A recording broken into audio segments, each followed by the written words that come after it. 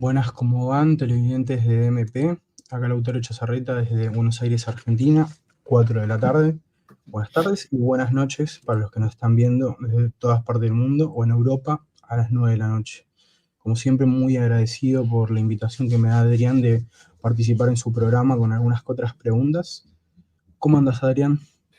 Hola, Lautaro. Pues ya sabes, como siempre, encantado de de colaborar contigo y con DMP Geopolítica. Ya sabéis que estoy con vosotros en DMP Geopolítica los jueves, según el país, por la tarde o por la noche, a las 9 de la noche, hora Madrid. Bueno, como siempre, pues dejarnos preguntas, comentarios, ideas o propuestas en los comentarios al vídeo, en el canal, e intentaremos irlo respondiendo a través de vídeos de preguntas y respuestas que hacemos no en este canal, sino en el canal de ECAI Center. Es muy fácil de localizar buscando ECAI con K, Center con C, ECAI Center, os aparece enseguida la dirección y ahí podéis buscar estos vídeos de preguntas y respuestas, ¿no? Bueno, ¿qué más? Por supuesto, si no estáis suscritos, suscribiros al canal, por favor. Si queréis ayudarnos, pues darle a la tecla de unirme o unirse y difundir los vídeos que os parezcan interesantes, proponer a otros que se suscriban, etcétera, ¿no? Y bueno, pues sin más, Lautaro, empezamos cuando quieras. Bien, la OTAN no puede rendirse, es el tema de hoy, ¿no? Y bueno, no voy a explicar demasiado antes de empezar. Aquí hay dos conceptos, uno es el de la OTAN y otro el concepto de rendición, ¿no? Y este concepto de rendición nosotros lo estamos utilizando, ya lo explicaremos luego más despacio, desde hace casi un año aproximadamente, desde el momento en que desde un punto de vista estratégico se vio con una claridad rotunda que Rusia iba a ganar antes o después, pero que iba a ganar la guerra en Ucrania y que más que un contexto de negociación, en último término nos íbamos a encontrar con un contexto de capitulación o de rendición. Capitulación o rendición que no es propiamente de Ucrania, que no es la que toma las decisiones, sino de la OTAN, que es la que realmente toma las decisiones. Y entonces, ante ese hipotético contexto que vemos que se va acercando, pues yo creo que es interesante hacer una reflexión sobre este tema en concreto. ¿Se va a rendir la OTAN o no se va a rendir? Porque claro, se habla mucho de las posibles ofertas de negociación que se puedan plantear desde Zelensky o desde el gobierno de Ucrania, pero claro, como ellos no toman las decisiones, esto va a suceder cuando la OTAN quiera que suceda, ¿no? Y entonces, sobre esto vamos a reflexionar. ¿Se va a rendir la OTAN? ¿No se va a rendir? ¿Puede rendirse? Esta es la cuestión. Vamos allá. Bueno, la primera, como punto de origen, ¿no? ¿Estamos ya ante el colapso de la OTAN en Ucrania?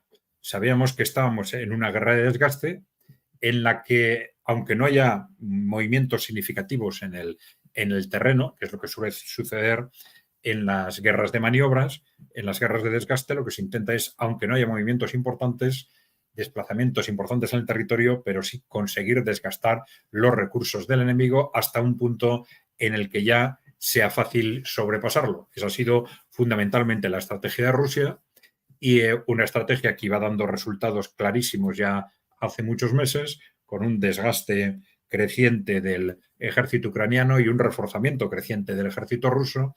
Entonces sabíamos que era cuestión de tiempo que se produjera el colapso del ejército ucraniano, el colapso del gobierno ucraniano o, si se prefiere, el colapso de la OTAN en Ucrania, ¿no?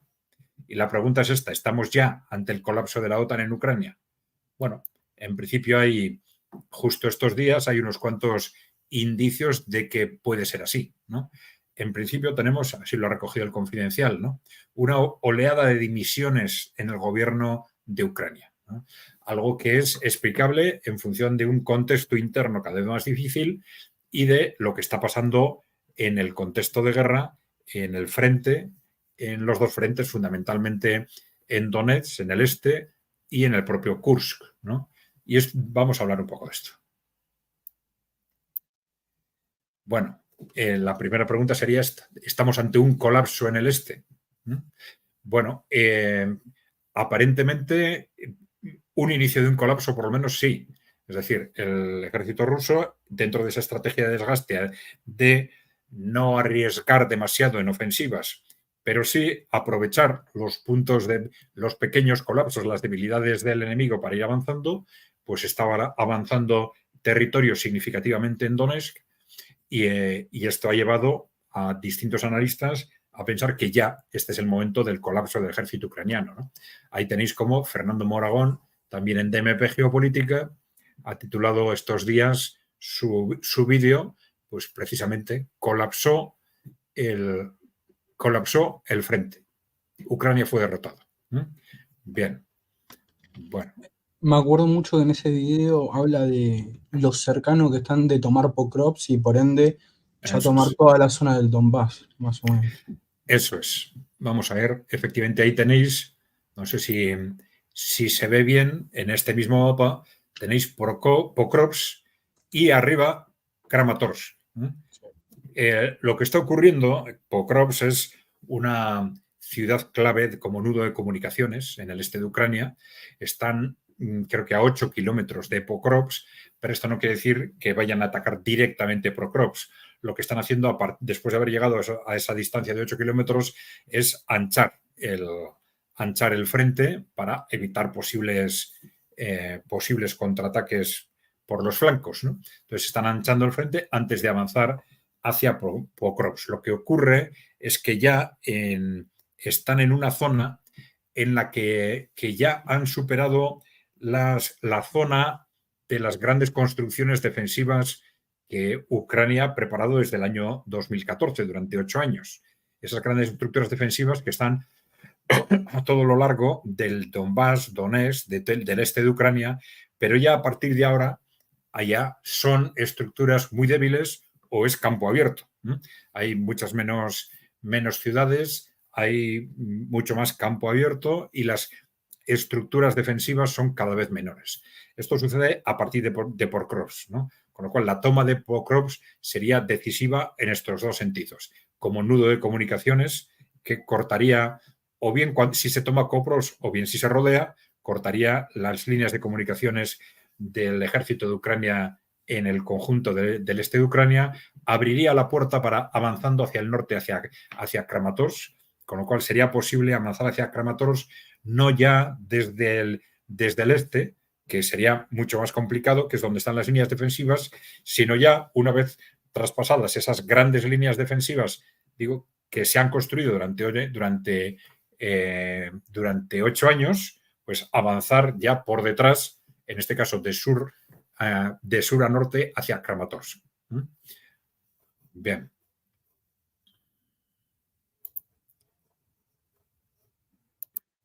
Bueno, esta es también una línea roja de posible avance hacia Pokrovsk. Pero bueno, aquí lo más pues, probable es, como hemos dicho, lo que parece que está haciendo el ejército ruso es ya no intentar avanzar directamente hacia Pokrovsk, sino extender las líneas. Extender las líneas antes de avanzar. Pues principio siempre con la máxima prudencia y sin tener prisas excesivas. Bien. Bueno, pero luego tenemos, esto está sucediendo a la vez que se está confirmando el desastre que la incursión en Kursk ha supuesto para el ejército ucraniano, ¿no? Una incursión, esto es, digamos, sí, como guerra de maniobras, ¿no? En la que podría tener sentido si en los primeros días se hubieran conseguido algún objetivo estratégico, ¿no? Pero esos objetivos estratégicos, sean unos u otros, se ha especulado mucho sobre esto, no se han conseguido. Uno de esos objetivos era o bien hacerse con la central nuclear de Kursk, se han quedado evidentemente muy lejos, y otro objetivo estratégico era crear un pánico tal en Rusia que Rusia de pronto dispersara las fuerzas que tiene en el este de Ucrania para tapar con un despliegue masivo esta incursión en Kursk. Bueno, pues Rusia no se ha puesto nervioso, tampoco ha hecho esto, con lo cual ha creado, sin demasiadas prisas tampoco, este cerco operativo que veis ahí en rojo frente a las fuerzas ucranianas. Dentro de ese cerco las fuerzas ucranianas se están moviendo, siguen lanzando ataques, porque están en una posición, bueno, aparentemente, digamos, desesperada, porque lo lógico es que si, como dicen, quieren quedarse ahí, es que se asentaran, es decir, que pasaran de una posición ofensiva a una posición defensiva o por lo menos a una posición mixta, ¿no? Pero no, siguen atacando en distintos puntos y generando un desgaste impresionante, ¿no? Ya se está hablando de cerca de 10.000 ucranianos, 10.000 ucranianos y mercenarios occidentales muertos en Kursk. El desgaste en personas y en material está siendo impresionante y lo único que están haciendo es conseguir pequeños movimientos siempre dentro de un cerco bueno, en el cual Rusia les está permitiendo mantenerse mientras quiera, ¿no? Mientras sigan dentro de esa dinámica de un impresionante desgaste de lo que se supone que son las mejores fuerzas que le quedaban a Ucrania, ¿no? Entonces, con esto, lo que han hecho al final es, de alguna forma, pues seguir la estrategia de Rusia de extender el frente. Esto es, extender el frente supone sobreextender las fuerzas ucranianas, que ya están muy justas. Cuando las fuerzas están muy justas, lo que no tienes que hacer es tú mismo extender el frente, porque vas a generar agujeros, ¿no? Y esto es lo que están haciendo. No es un problema para Rusia, que tiene fuerzas más que suficientes para cubrir estos flancos, pero sí, evidentemente, lo es para Ucrania, ¿no? Ya distintos interlocutores occidentales están comentando, pues bueno, que esto ha sido un desastre. También interlocutores ucranianos, etcétera, ¿no? Pero bueno, siempre decimos que mirando también un poco más allá, dijimos en el vídeo en el que titulamos La OTAN no es tan tonta como parece, que bueno, no hay que descartar que aunque sea un desastre para Ucrania, a lo mejor no lo sea tanto para la OTAN, que es la que en definitiva toma las decisiones y a la que las bajas ucranianas le importan muy poco, pero que sí puede haber conseguido con esto un paso en esa escalada, en esa estrategia de escalada, porque al final, de una forma u otra, hemos invadido Rusia. Algo absolutamente impensable dentro de esas dinámicas de supuesto peligro a un enfrentamiento directo con Rusia, pero ya han invadido Rusia. Aunque sea un desastre militar, aunque tengan que dar marcha atrás dentro de unas semanas, independientemente de cuál sea el resultado desastroso para Ucrania y para el ejército ucraniano. Adrián, te quiero hacer una consulta en ese marco. ¿Puede ser en gran medida que la OTAN no tenga esto como no sé si no recuerdo si lo vi con vos u otro analista, que ha habido estrategas que han criticado esta maniobra porque, bueno, ha sido controlada, no ha logrado objetivos estratégicos como vos ya nombraste? En gran medida, lo que yo estuve escuchando hace poco, que hay un objetivo sí cumplido, que es que siga habiendo sangre rusa y ucraniana en el proceso, y no se involucran tropas estadounidenses, no se involucran fuertemente. Sí. Entonces no hay pérdidas reales de esa parte corporativa. Sí, efectivamente, y esto se ha comentado muchas veces, ¿no? Esa estrategia de pelear contra Rusia hasta el último ucraniano, ¿no? Es decir, la OTAN está peleando contra Rusia hasta el último ucraniano sin que a ellos les cuesten bajas directas. Bueno, evidentemente sí están teniendo bajas con gente a la que llaman mercenarios pero no lo son, etcétera, ¿no?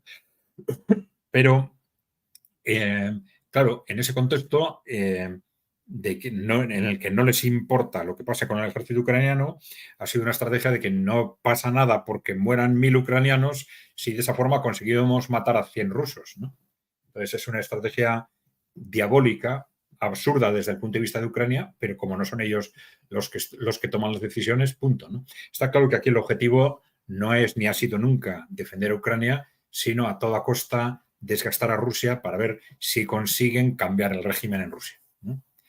Bien, y otra perspectiva de estos movimientos es que los movimientos de un país o un ejército que está perdiendo la guerra, de la OTAN en este caso, no se pueden valorar igual que las de uno que le está ganando.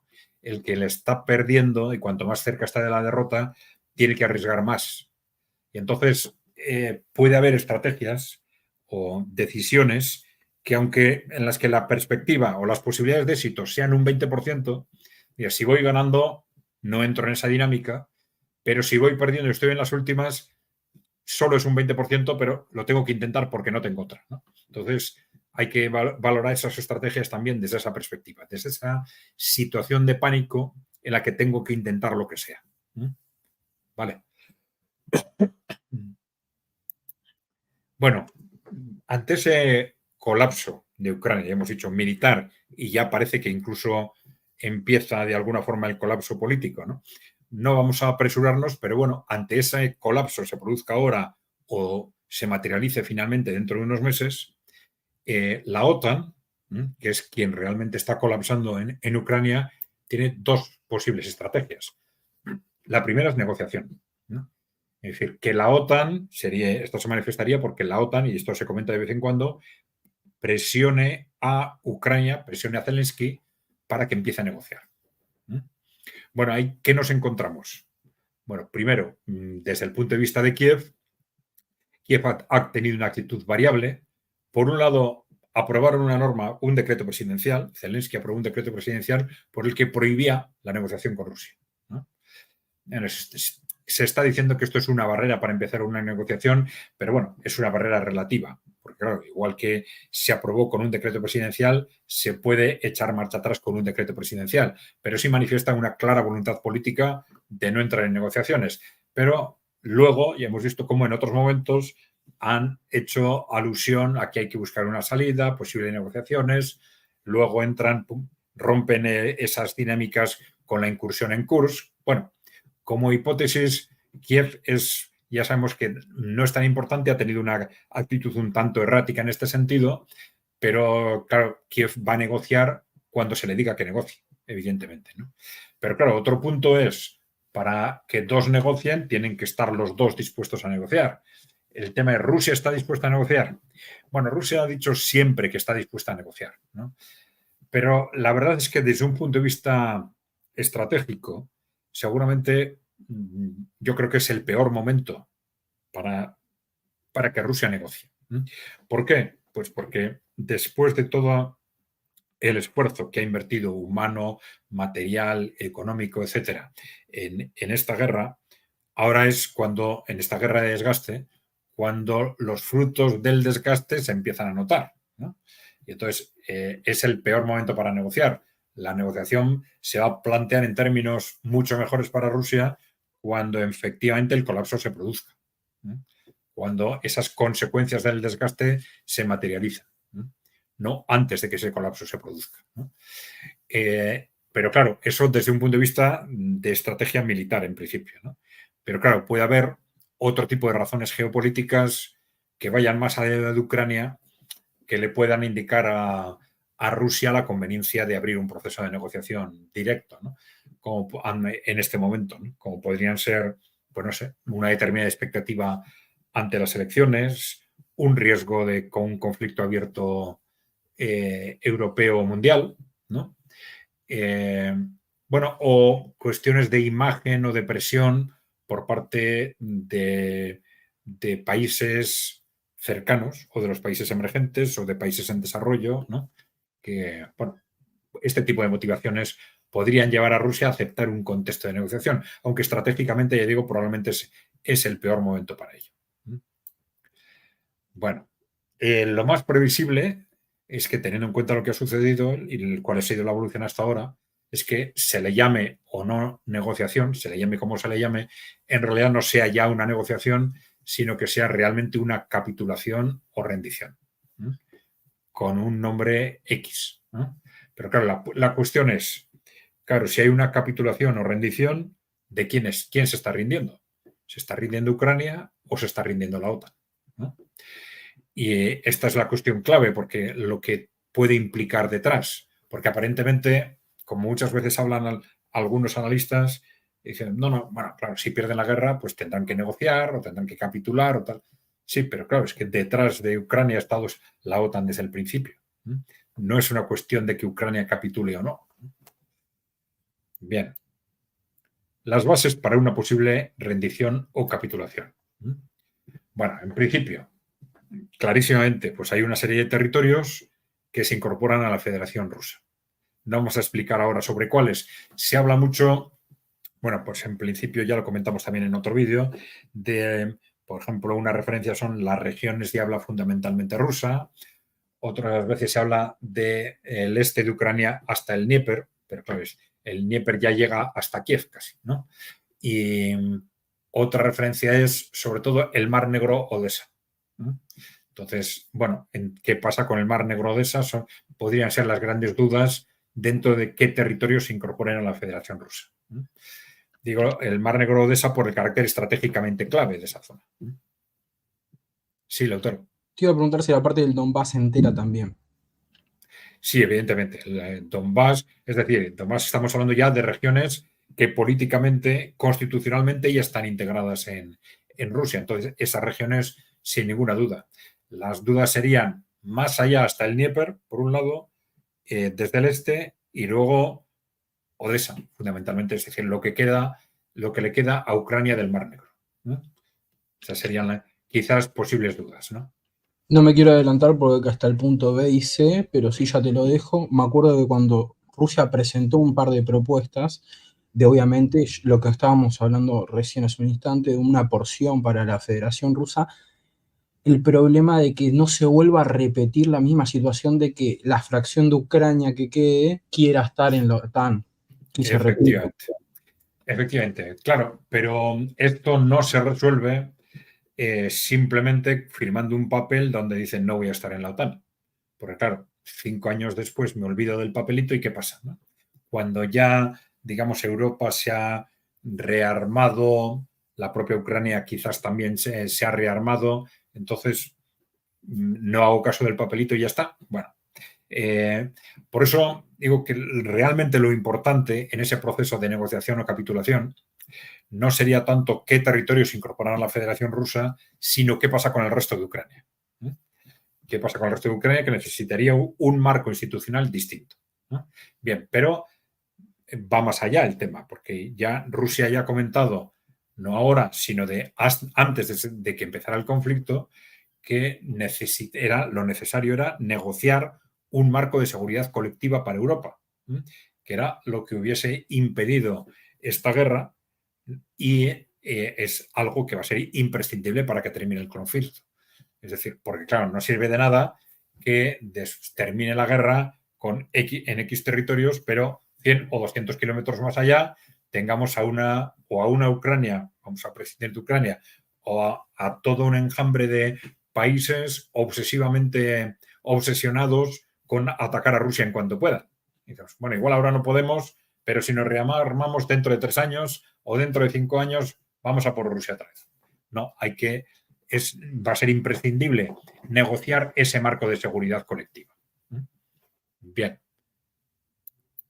Bueno, esto es una cuestión clave, porque ¿qué es ese marco de seguridad colectiva en Europa? La primera pregunta es que hasta qué punto es compatible con la actual Unión Europea, porque probablemente ese marco de seguridad colectiva en Europa, de una forma u otra, va a implicar la desaparición de la OTAN. Esto se plasmará, yo creo que de 2 formas, según quién esté en la presidencia de Estados Unidos a partir del mes de enero. Eso parece que puede tener una gran influencia, pero sí parece claramente incompatible ese marco de seguridad colectiva en Europa con una OTAN que está creada, dirigida y basada en atacar a Rusia, ¿no? En cercar y atacar a Rusia, ¿no? Bien, entonces la cuestión es, estamos claramente, a raíz de esa capitulación, a raíz del fin de la guerra en Ucrania o a raíz del fin de la victoria rusa en Ucrania, si se quiere, ante la más que probable desaparición de la OTAN y con la pregunta de si esto llevará a la probable desaparición o por lo menos reestructuración de la actual Unión Europea, ¿no? Bien. Bueno, entonces la cuestión es, el problema ante esta situación es que para llegar a un acuerdo sobre el futuro de Ucrania, sobre la seguridad colectiva en Europa, etcétera, el problema es que tenemos una serie de interlocutores que están en pánico, que están en una situación de pánico, ¿no? Incluso frente a ese futuro, frente a esa posible victoria rusa, ¿no? Entonces la cuestión es quién, ¿no? ¿Quién está en esa situación de pánico exactamente, ¿no? Bueno, podemos decir, bueno, Zelensky, personalmente, bueno, va a tener evidentemente una situación complicada como presidente, no sabemos si se irá del país o no. Su gobierno, los que han apoyado su gobierno, van a estar en una situación complicada, evidentemente. Si simplemente con el momento en que se levanten las prohibiciones de los partidos políticos de oposición, ahí va a haber una masa amplísima de personas que han estado obligatoriamente calladas y pasivas durante este tiempo, que seguramente van a saltar, ¿no? Y esto va a cambiar la propia Ucrania, ¿no? Ucrania va a estar en pánico ante esa situación. Bueno, Ucrania estará derrotada, simplemente, ¿no? En pánico la OTAN. Bueno, la OTAN, pero evidentemente sí. Pero la OTAN, ya lo vamos a comentar, la OTAN es un instrumento.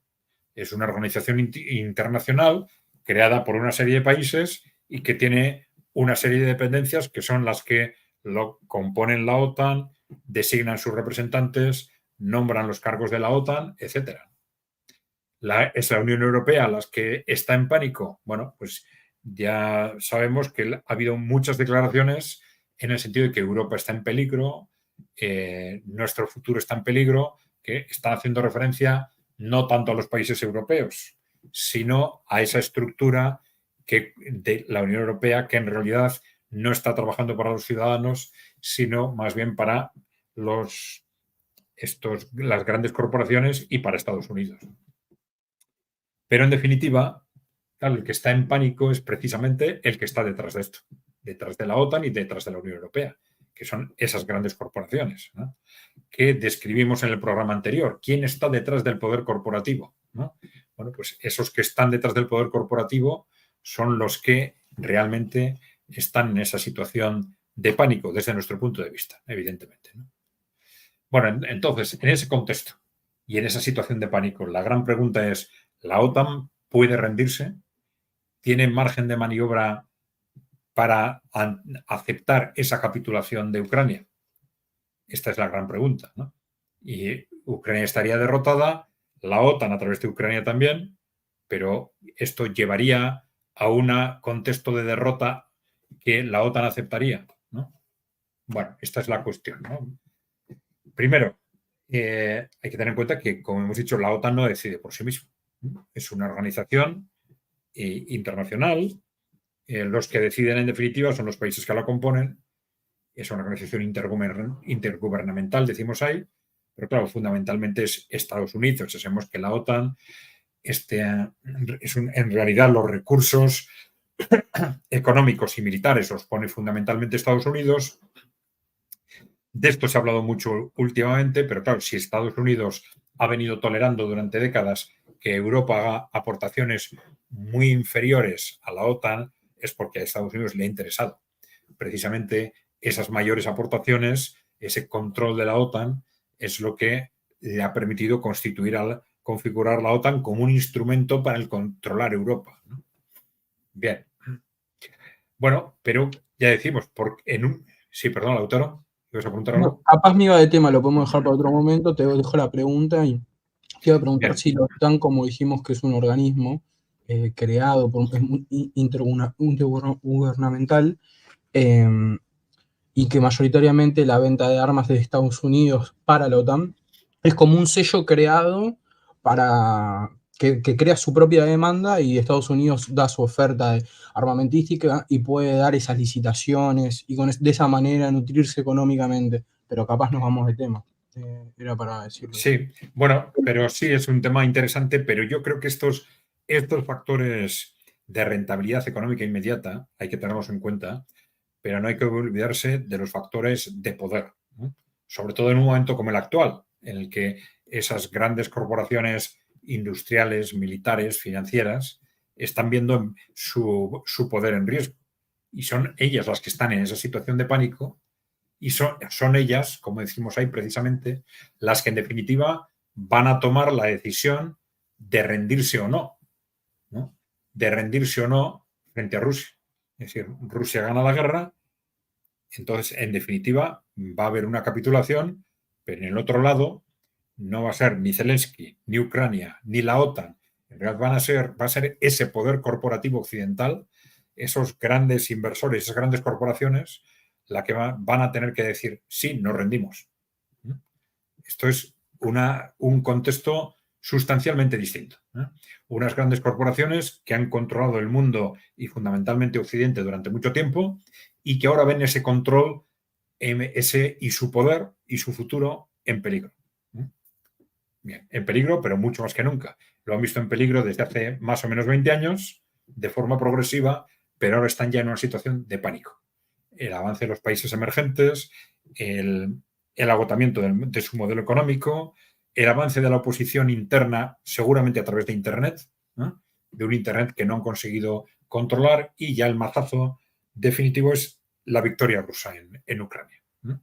Por supuesto, en el marco del fracaso de las estrategias de sanciones, el aglutinamiento de los países emergentes y en desarrollo detrás de Rusia, etc. ¿no? Bien. Entonces, esta es la cuestión clave. Ese poder corporativo occidental, esos grandes inversores, esas familias multimillonarias que llevan muchas generaciones controlando Occidente, esos grupos de interés que están detrás del grupo corporativo, ¿pueden rendirse? Esta es la gran pregunta. Bueno, ese poder corporativo occidental, que en realidad le llamamos NATO, OTAN, pero detrás de ellos están Wall Street. En Estados Unidos le suelen llamar Wall Street, pero bueno, vamos a hablar de ese poder corporativo. Bueno, vamos a analizar este tema, si pueden o no pueden rendirse. Bueno, en principio, ¿qué riesgos geopolíticos tienen si se rinden frente a Rusia? Bueno, el primero es la pérdida definitiva de la hegemonía mundial. Esa hegemonía mundial, ya digo, que han tenido durante mucho tiempo y que ahora está amenazada directamente por los países emergentes, sobre todo Rusia y China, por su progresivo desarrollo, su influencia política, militar y económica cada vez mayor en el conjunto del mundo y sobre todo países emergentes y en desarrollo, influencia también sobre grupos de oposición crecientes en Occidente, pero en definitiva esto supondría claramente firmar la rendición en Ucrania, supondría firmar, digamos, la aceptación, sería la rendición del mundo unipolar que hemos vivido, para aceptar el mundo multipolar que vienen proponiendo los países emergentes, ¿no? Bien, de eso desde el punto de vista del riesgo global con respecto al mundo, ¿no? Diciendo, bueno, vamos a un mundo multipolar. Firmaría que pierdo el control del mundo. No es cualquier cosa, ¿no? No es cualquier cosa. Segundo, firmaría algo de un altísimo riesgo con respecto a Europa. Esa expansión de la influencia política e ideológica de Rusia y de los países emergentes, que ya es muy alta, ¿no? Estamos viendo cómo esos grupos que se salen de ese contexto de lo que nosotros llamamos partido único en Europa, de todos esos que dicen que son de izquierda, de derecha o de centro, pero que eso en realidad desapareció en los años 90, porque no son más que matices dentro de un contexto que sigue fielmente los intereses de ese poder corporativo y que constantemente cuya obsesión es destruir todo lo que sale de ese ámbito. Pero bueno, estamos viendo cómo de una forma o de otra van apareciendo, aunque sea de forma un tanto anárquica y con distintas ideologías, grupos que se oponen a ese partido único, y si vemos que aunque con distintas ideologías, estos grupos acaban mirando al este, mirando a los países emergentes, mirando a Rusia, ¿no? Entonces, hay grupos que muchas veces nos resulta chocante, ¿no? Grupos que dicen que son o liberales o conservadores, ultraconservadores, dicen algunos, pero resulta que son los que más apuestan por la paz, mejores relaciones tienen con Rusia, mejores relaciones con China, etcétera, ¿no? Y esto quiere decir algo, quiere decir que esa influencia de los países emergentes, esa influencia anticorporativa de China y de Rusia, se está ya extendiendo a una parte sustancial de Europa y de Occidente, ¿no? Y esa derrota, aceptar la capitulación en Ucrania, significaría dar el visto bueno a una nueva expansión, una enorme expansión de esa influencia política e ideológica, ya digo, de Rusia y de los países emergentes, que muy probablemente de forma casi inmediata arrastraría a la OTAN, por lógica, dentro de esa negociación del contexto de seguridad europea, un riesgo inmediato de caída de la OTAN y probablemente a medio plazo de la Unión Europea. Entonces, los riesgos geopolíticos de rendirse, para el poder corporativo de rendirse, son evidentemente enormes, ¿no? Sí, doctor. Y me gusta la palabra riesgo porque no lo acepta completamente, riesgo de la caída de la OTAN. Yo pienso un poco internamente que capaz haya algo de terquedad y no necesariamente se disuelva la OTAN, porque hay muchos intereses detrás de parte de las corporaciones que hablábamos recién. Bueno, sí, ese es el tema. Aunque, bueno, depende de cuál sea el contexto, pues el esfuerzo defensivo, al final la OTAN tiene un esfuerzo, el esfuerzo defensivo fundamental detrás de la OTAN es Estados Unidos, ¿no?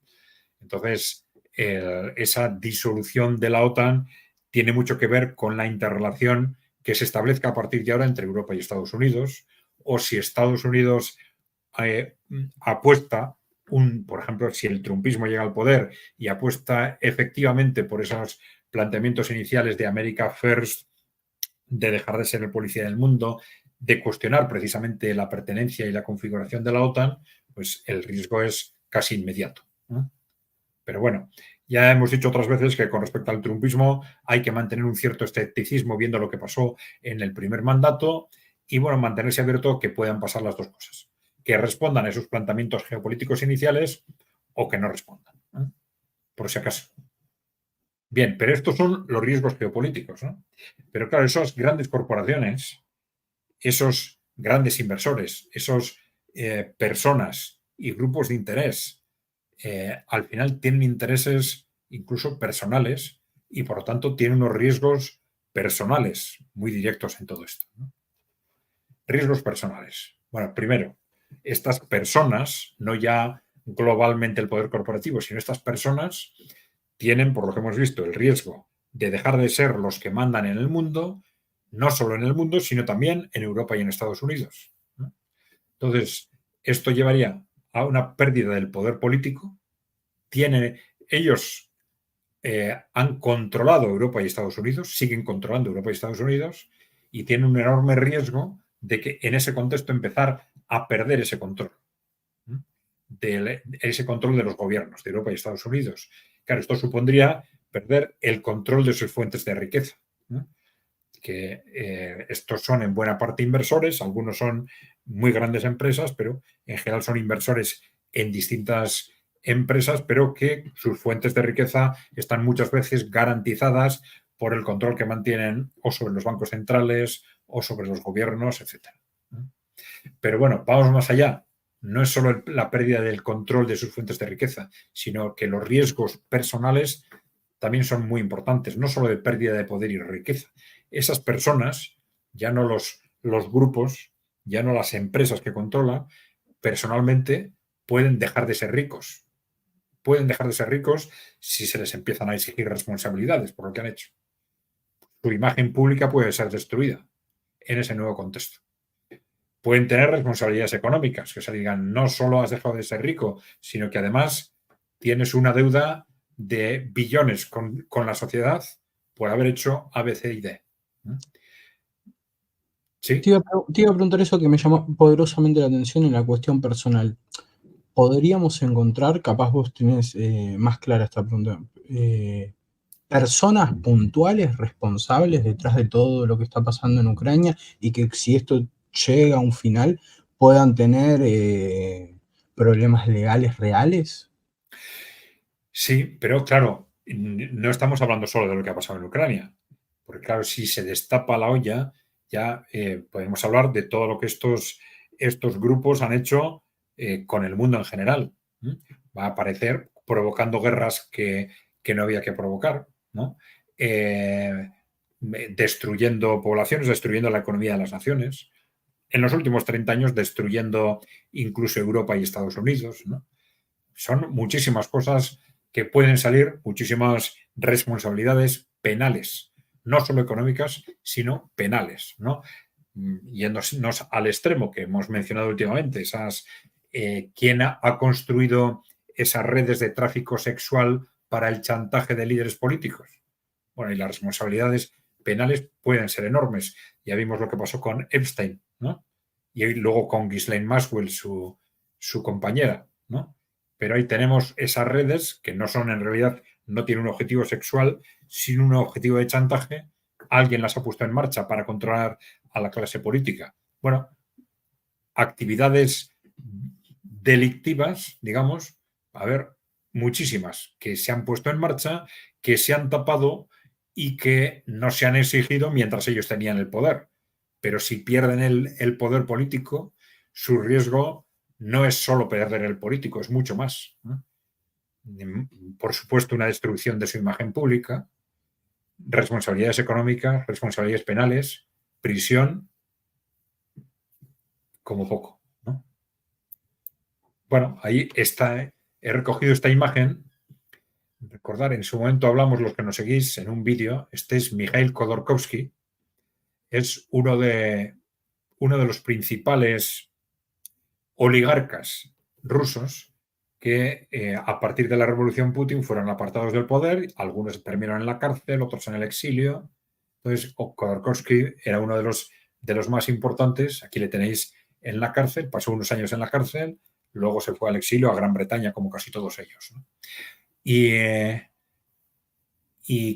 hace unos meses apareció un vídeo que os enseñé en otro programa, donde Khodorkovsky reconocía expresamente cómo trabajaban en coordinación con quién, con los Rothschild, una de las familias que ahora controlan ese poder corporativo, ¿no?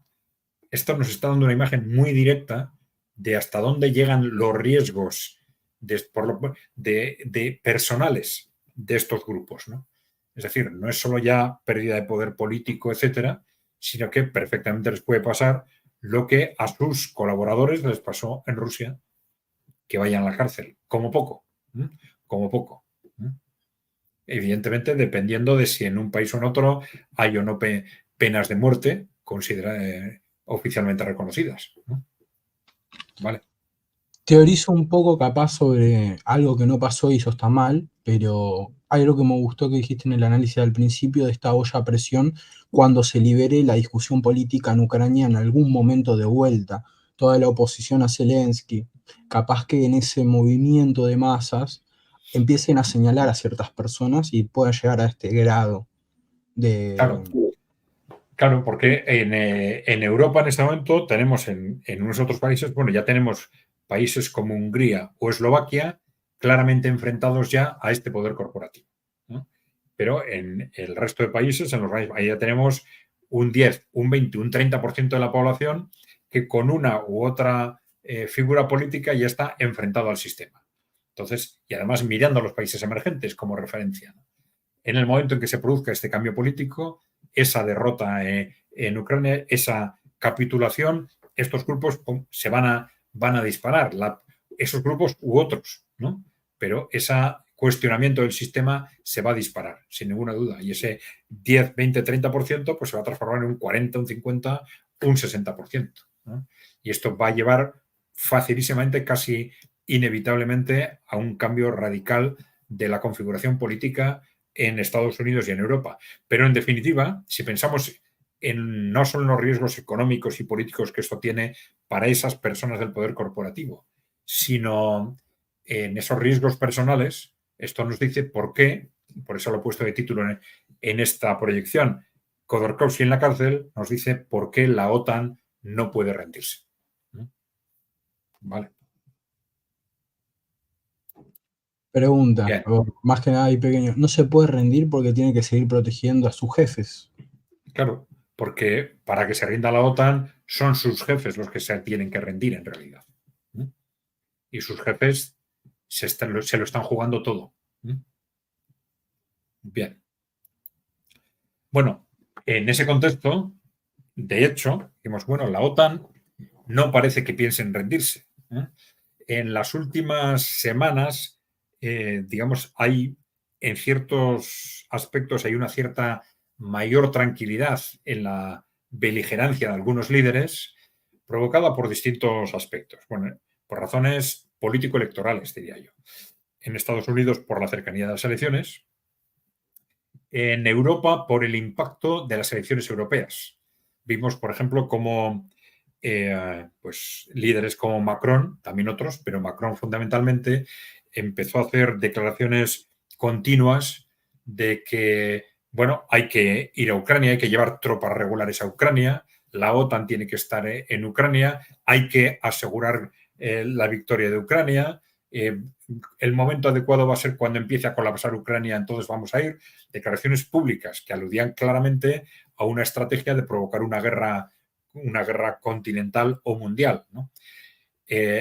Justo a partir de las elecciones europeas, quizás no esperaban que las fuerzas, digamos, de oposición o alternativas que habían apostado en contra de la guerra en Ucrania tuviesen el peso que tuvieron en esas elecciones, pero estas opiniones se callaron, ¿no? Es decir, se volvieron mucho más discretas, se están volviendo mucho más discretas, pero esto no quiere decir que las estrategias de fondo hayan cambiado, ¿no? Bien. En principio, por eso vamos a decir, la OTAN no parece que piense en rendirse, ¿no? Primero, ¿qué es lo que nos lleva a pensar esto? Primero, que llevamos un año aproximado de provocaciones contra Rusia con un claro objetivo de provocar una guerra continental. Una serie de provocaciones de todo tipo, o con mercenarios o con armamento que dispara Ucrania desde territorio ucraniano, pero que sabemos que todo lo hacen personas de la OTAN, con armamento de la OTAN, etcétera, incluso atacando territorio ruso, adoptando uno tras otro, tomando decisiones de provocación claramente destinadas a impulsar, a provocar, porque eso es una provocación, provocar una reacción de Rusia que justifique un conflicto de mayor alcance, una intervención global de la OTAN, por decirlo de alguna forma, ¿no? Bien. Esto, bueno, quizás un momento culminante pudo ser, por ejemplo, en mayo, ya lo hemos comentado, esos ataques, 3 ataques a radares de alerta temprana antinuclear de Rusia, sabiendo que eso en la doctrina nuclear de Rusia, como la de otros países, es en sí mismo causa de respuesta nuclear. Y así todo atacaron. Ya dijimos que, bueno, si hubiera sido una sola vez, podríamos pensar que alguien en Ucrania se ha vuelto loco. Pero esos ataques ya sabemos que no los decide Ucrania, sino que los decide la OTAN. Y tampoco hubo una reacción contraria de la OTAN inmediata al día siguiente, ni se obligó a destituir, a la destitución al gobierno de Ucrania como porque hubiera hecho una barbaridad, no. 4 días después se produce otro ataque a otro radar de alerta temprana antinuclear y 4 días después otro, ¿no? ¿Cuál es la explicación que esto tiene? Hombre, pues nuestros oyentes saben que dentro de esa estrategia de provocaciones es evidente lo que pretendían provocar estos ataques, ¿no? También hemos tenido esas amenazas de intervención directa en Ucrania. Hemos tenido, ahí no está en ese listado, pero bueno, los ataques directos contra la central nuclear de Zaporizhia. ¿Por qué se ataca una central nuclear? ¿Por qué? Pues si evidentemente están intentando, y son ataques muy recientes, ¿no? Están intentando provocar un desastre nuclear que justifique de una forma o de otra que, aunque Rusia no responda a las provocaciones, se ha generado un desastre tal que hay que intervenir. No hay más remedio que intervenir. Bueno, ahí tenemos también ya más recientemente la amenaza sobre una intervención directa en Bielorrusia, finalmente la incursión en Kursk. Esa amenaza sobre Bielorrusia finalmente hasta ahora no se ha materializado. Bueno, hay distintas interpretaciones, ¿no? El ejército de Bielorrusia es pequeño pero muy potente, muy eficiente. También ahora está apoyado con armamento nuclear de Rusia y también fue muy importante ese despliegue de ejercicios militares con China. Bielorrusia y China tienen relaciones estructurales desde hace mucho, ¿no? Desde hace muchos años, y China con esos ejercicios transmitió claramente a Occidente un mensaje de que ellos, si se atacaba a Bielorrusia, ellos estaban dispuestos a intervenir. Ya no Rusia, China. Bueno, el caso es que no atacaron Bielorrusia, pero pusieron en marcha la incursión en Kursk, con lo que esto supone conceptualmente. Ya lo hemos dicho antes, es una escalada, porque aunque sea militarmente un desastre desde el punto de vista de Ucrania, pero es una escalada que es nada menos atacar territorio ruso. Y no es Ucrania la que lo decide. La OTAN ha atacado territorio ruso y ha invadido Rusia. Bien. Algo que es muy poco conocido en Occidente, pues en los últimos días, semanas, se está hablando mucho de que está habiendo presiones sobre Japón. Presiones sobre Japón que muy posiblemente están llevando a dimisiones en el gobierno de Japón porque están intentando que Japón se convierta en otro elemento de desestabilización del Pacífico y en concreto para que en base a esa reclamación histórica sobre las Islas Kuriles, que ahora son territorio ruso, pues que se abra otro conflicto entre Japón y Rusia y de forma inmediata. Vamos a ver si esto se materializa, pero las presiones de Estados Unidos sobre Japón en este sentido están siendo muy fuertes. Algo que evidentemente a la sociedad japonesa rechaza y rechazaría totalmente, pero la clase política japonesa está muy, muy condicionada de forma quizás comparable con la clase política alemana, ¿no? Pero bueno, está tremendamente condicionada por estas presiones norteamericanas, ¿no? Más, ahora ya se está hablando de estos misiles de largo alcance contra Rusia, ¿no? Que, bueno, que supondrían una escalada enorme en el conflicto y que, como en ocasiones anteriores, nos encontramos con que un día decimos que sí, otro que no, un país que sí y otro que no, y al final esto siempre ha terminado unos meses después con un paso adelante, ¿no? Y esas dudas transformándolas en un sí, ¿no? Bien, y entonces a esto hay que añadir lo que está pasando en Oriente Medio, que probablemente no es casualidad, porque el contexto es muy similar. Es decir, nos encontramos también con otra estrategia de escalada, en este caso no liderada por Ucrania-OTAN, sino por Israel, que está manteniendo también una estrategia de escalar el conflicto a nivel regional con la idea de que una escalada que no tiene sentido en un enfrentamiento entre Israel frente a Irán, Siria, porque ya con el conflicto que tiene ahora le está costando continuar con él. Solo tiene sentido esa escalada si consiguen arrastrar a Estados Unidos. Pero claro, arrastrar a Estados Unidos a un conflicto contra Irán no es algo que Rusia y China se vayan a quedar mirando. Si hay un riesgo de derrota estratégica de Irán frente a Estados Unidos, dependiendo qué tipo de armamento utilice Estados Unidos, pues Rusia y China no lo iban a aceptar y iban a intervenir, sin ninguna duda, ¿no? Con lo cual estamos hablando también de una estrategia de escalada hacia una guerra, vamos a decir, regional o mundial, a la vez, desde Israel y desde Ucrania-OTAN. Claro, no nos podemos olvidar de que detrás de ellos al final están distintos sectores de ese poder corporativo que controla Occidente, que es el que en definitiva está tomando y va a tomar las decisiones.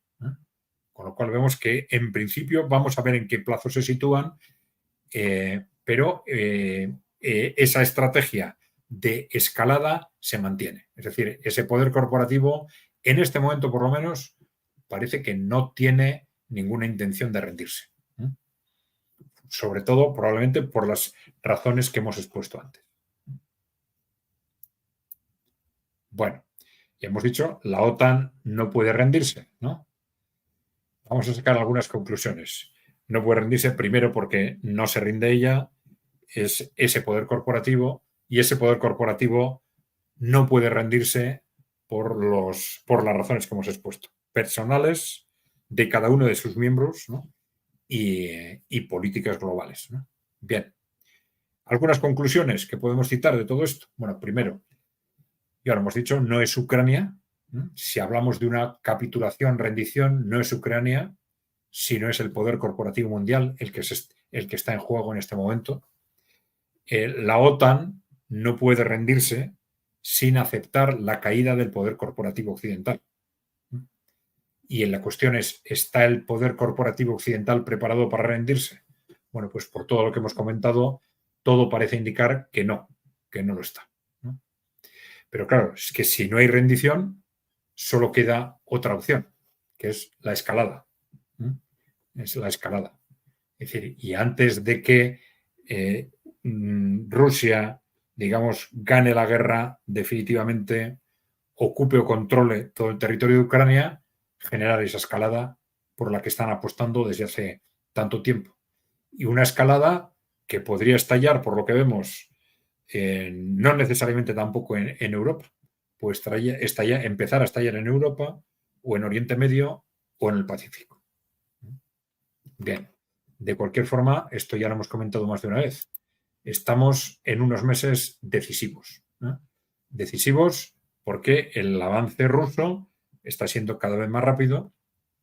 Empieza, al parecer, el colapso de Ucrania y, por tanto, a ese poder corporativo se le va agotando el tiempo. Y, por otro lado, tienen el otro reto de esas elecciones presidenciales que pueden dar la presidencia a un trumpismo que aparentemente también les puede cerrar el camino desde la propia presidencia de Estados Unidos, que es no el único, pero es un elemento importantísimo. Ya hemos hablado en otros programas de las dudas que pueden existir al respecto, de la verdadera voluntad o no del trumpismo o del margen de maniobra que puede tener el trumpismo, aunque salga con la presidencia, si el resto de poderes de Estados Unidos claramente apuestan por un conflicto internacional o si ese conflicto internacional ya está de alguna forma en marcha. Con lo cual, al nuevo presidente de Estados Unidos se le puede hacer mucho más difícil reorientarlo o enfrentarse a una dinámica que ya está en marcha y en la que quizás estén ya implicados directamente aliados directos suyos, como pueden ser, no sé, o Israel en Oriente Medio o quizás pues Gran Bretaña o Francia en Europa, por ejemplo. Bien, bueno, pues esto era por mi parte. No sé si, Lautaro, si tienes alguna pregunta más. No, más que agradecimientos por esclarecernos tantas incertidumbres en este momento tan crítico. Muy bien, Lautaro. Bueno, pues gracias por tu colaboración y, por supuesto, gracias a DMP Geopolítica. Ya sabéis que nos tenéis con vosotros o me tenéis con vosotros todos los jueves a la tarde o noche, según el país, a las 9 de la noche, hora Madrid. Dejarnos, por favor, preguntas, comentarios, ideas o propuestas en los comentarios al vídeo. Intentaremos irlos respondiendo en los vídeos de preguntas y respuestas, no en este canal, como os decía, sino en el canal de ECAI Center. Si lo podéis localizar fácilmente buscando en YouTube ECAI con K, Center con C. Os va a aparecer enseguida, ¿no? Bueno, además de eso, por supuesto, por favor, si no estáis suscritos, no os olvidéis de suscribiros al canal. Si queréis ayudarnos, darle a la tecla de unirme o unirse. Cualquier material que os parezca interesante, por favor, difundirlo o proponer a otros que se suscriban. Bueno, y Lautaro, pues por mi parte, gracias otra vez por tu colaboración. Por mi parte, hemos terminado. Gracias a todos los que nos habéis escuchado. Un saludo. Un saludo enorme. Chau, chat. Chau, adelante. Un saludo a todos.